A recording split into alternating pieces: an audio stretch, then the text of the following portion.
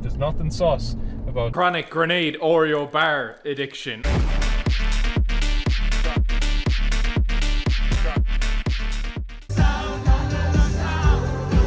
Hello everyone and welcome back to a brand new YouTube video. Last night I had a boxing session and myself and Small Sean did a bit of sparring afterwards. He went for my head, I decided just to keep it to the body. Sean did a very good job of caving mine in, and my head today is a little bit fuzzy. It's taken me a couple of takes to get this fucking intro to the video done because my brain is just a little bit foggy right now. There's a couple of things that I have planned, one of which is a picture of this concert that myself and Sean are going to later on. We're not gay, we just happen to enjoy stuff that could be easily construed as what a gay couple might enjoy too. I also am very, very excited for one particular thing, and that is a call with a potential business mentor that I've been following for a very, very long time. In truth, I work hard, I work a lot, but at times it seems as though I'm not working in any coherent direction. I really just want to ensure that I am realizing the full potential of my business, of my social media. I really do think it's going to be a good thing for me to learn from someone who has been there, done that, worn the t-shirt and helped hundreds, if not thousands of other people do the same. And that's the exact reason why you should sign up to the Fitness app if you haven't done so already. You're learning from someone who's been training and eating well for 10 years, who looks the way that the vanilla gorilla does. And I'm here to provide a very coherent plan of action and structure for you to realize the same. I don't even know if I'm going to do a workout today because my forearms are a little bit too sore, probably from too much wank. I actually don't wank, would you believe it or not. I think it's a very destructive habit for people's self-image. Yesterday I got a special delivery. Don't ask how she got my address, but Abby Dennison sent me over some Oreo grenade bars, which you can't find fucking anywhere in Ireland. And I opened up the box yesterday, and I'm pretty convinced that I have an eating disorder, just an undisclosed one, because I ate 3 within fucking 3 minutes. They were that good. I'm gonna start today's video with a taste review of an Oreo grenade bar, except it's extremely biased because I've already had one and I've had 3 and they're fucking delicious. But let's just pretend that I haven't, shall we? 21 grams of protein, 1 gram of sugar, 233 calories per bar. So fucking good, man. Like, so good. Do you know the way most protein bars are just kind of rather bland and tasteless, or they're rock solid? Tastes exactly like a fucking Oreo like cake, but it's just so soft and tender that it literally is like a chocolate bar. One does not simply have one Oreo grenade bar in a sitting.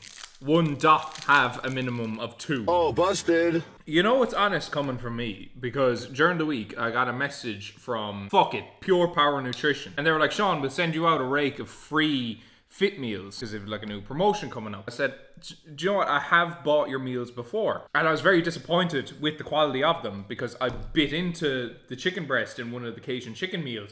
And when I say Small Sean could hear the fucking chew from across the room, it was that loud. I said, look, I'm gonna be honest with you, Pam, the product that I paid for, that I bought, I was very disappointed with. But if you are that confident in your product, send it out to me, I'll review it, and if it really is good, I'll be open and honest with it. But I said, it's not going to be one of these fucking reviews where the influencers fake how good it is. They go like, even though it's fucking rotten. I said, look, if it's good, I'll give it a good review. If it's shit, it's getting a shit review. And I got left unseen. So, you know when I'm reviewing something, it's actually good, because I have no problem, I have no affiliations to any company, I have no problem saying something is shit if it's shit.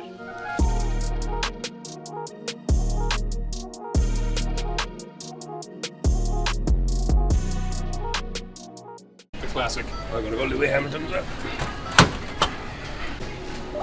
Something I just realised is that Dunn's have the cheapest monsters in Limerick by a mile. They're like $1.90 as opposed to £3 or close to £3.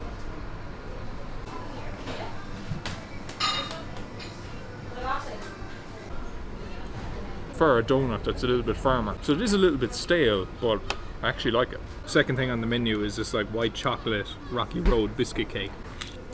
It just tastes like 1,000 calories.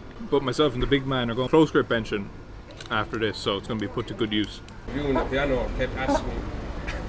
That wasn't me. I wonder why I'm getting a fucking headache. I had 2 grenade bars and a coffee for breakfast, a can of Monster, a donut, and a slice of Rocky Road for lunch. But it must be the vaccine. 3rd Monster of the day, 2 coffees. I think Sean loses all the tightness in his upper body during the bench press. Sean brings the bar to his chest. his chest kind of caves in, and his head comes off the bench. I'm going to show you how I do it, and then I'm going to show you how Sean does it. Right, I think this is how Sean does it. Like that. When you put 170 on the bar, 180 on the bar, he's not giving himself enough of a platform to press against. He's relying on just horsing the bar up. First I'm going to do it the way that I typically do it. So I'm doing close grip bench press today, not regular bench press, so we're going to apply the same principle. And then horse it back up. What Steve wants me to do is squeeze my shoulder blades together. I wouldn't even say squeeze, just get up onto your traps. Because you want your shoulder blades to be able to move as well. You don't want to restrict the movement.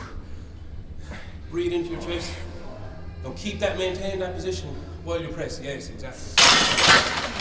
My head tends to come up off the bench. A couple of people have said it to me, but that actually increases the range of motion that the bar is forced to travel.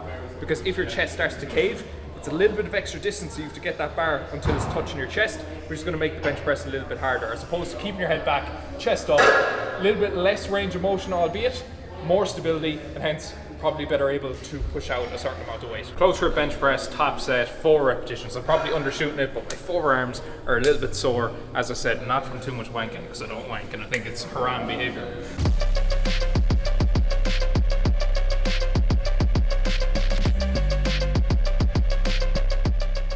I still find it so fascinating when you work up to a top set in powerlifting. Most of the time it feels like shit, but then when you back off it just feels like butter in your hands compared to what it felt like when you were working up.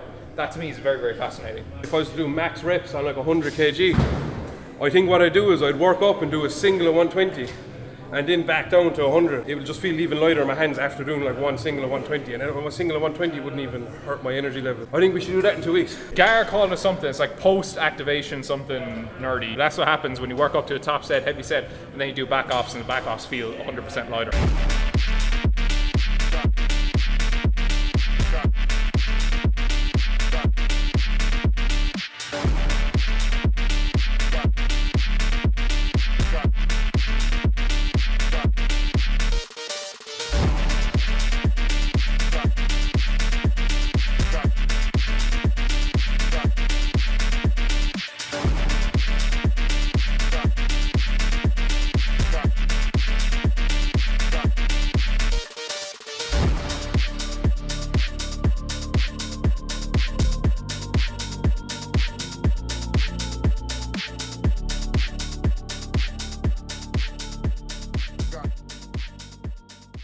Something a little bit more substantial than a grenade protein bar. We're gonna have some oats. We're also gonna have some what remains of the tub of protein powder.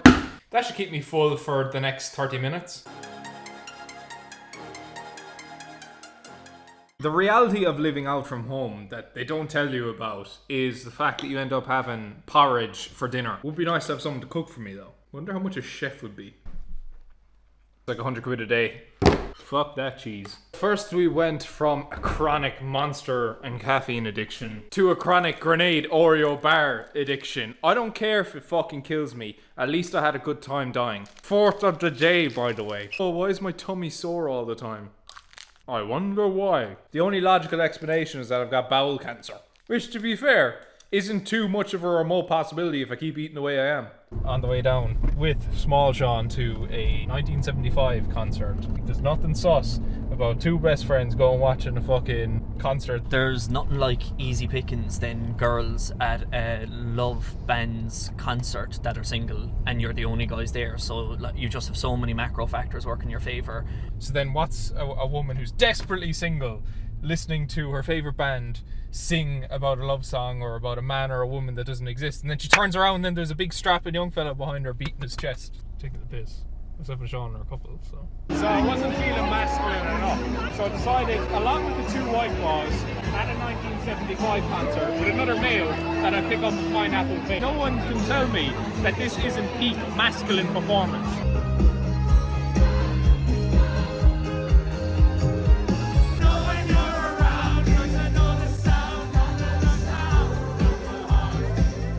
seen a dude outside Lidl there fucking vaping. It just reminded me of how beta male behavior that is.